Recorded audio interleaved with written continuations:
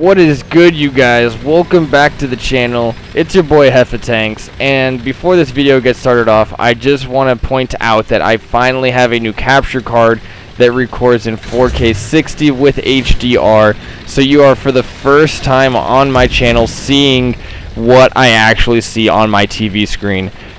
Prior to this, all of my videos, I had to mess around with the brightness and the contrast and the exposure and all that stuff to try to make it, get it as somewhat similar to what I'm seeing on my screen, and it just never was. What you were seeing on my YouTube videos was never what I was looking at, and it really was annoying.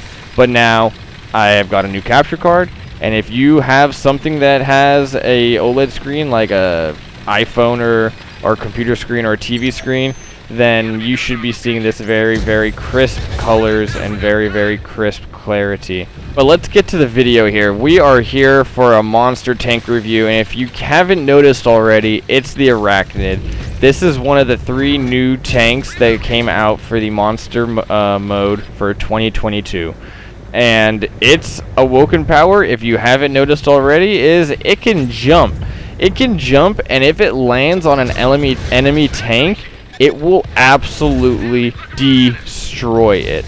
So just watch this kaiju. He's sitting nice and healthy on 2,700 hit points, and just watch how fast these things just disappear. So you hop up on him, you can still move your tank, so if he tries driving away, you still have a chance of still staying on top of him, and that's it. He's done.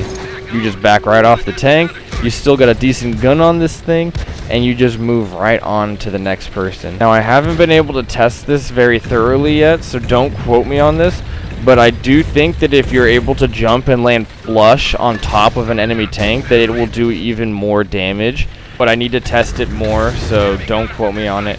Either way, if you get on top of a tank, or even sideways on a tank, diagonally or whatever, you're going to start doing lots and lots of damage to him. The longer you stay on the enemy tank, the more damage you're going to do. Pretty much that's it with this tank's Awoken Power.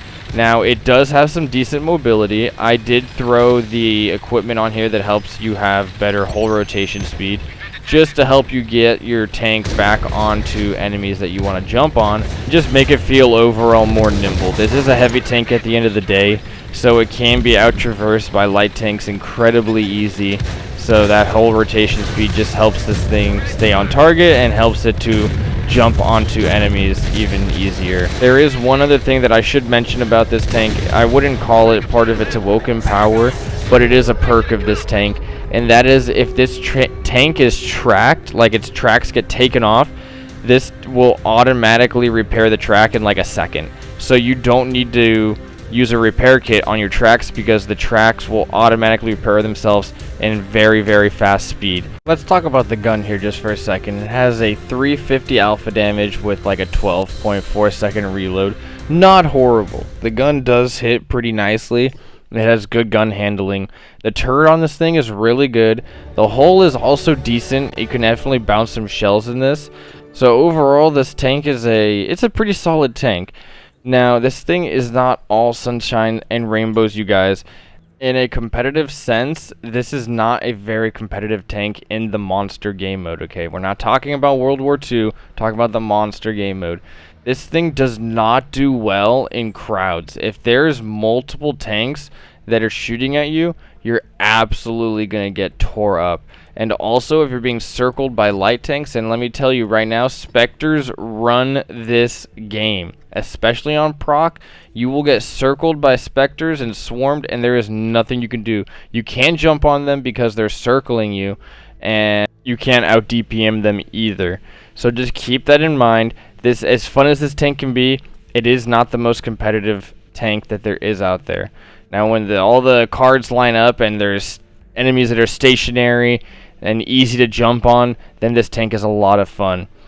But it's not the best damage dealer out there for monster tanks. Anywho, you guys, that is going to be a wrap for this video. I really hope that you guys enjoyed it. I hope that it looked better on your guys' screen and crisper and cleaner. Much more videos like this to come. If you guys did like what you saw, do me a favor, ammo rack the like and subscribe button. Go drop a comment. What's your favorite monster tank that you guys are driving? And I will see you guys in the next video. Adios, amigos.